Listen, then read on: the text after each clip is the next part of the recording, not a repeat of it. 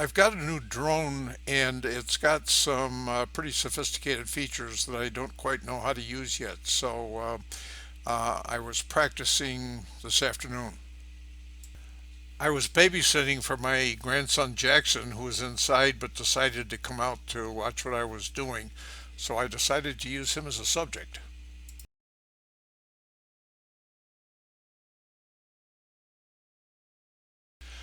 I can highlight Jackson in the drone computer, and then the drone automatically will keep him in the center of the frame while I rotate around him, change altitudes, and change distance.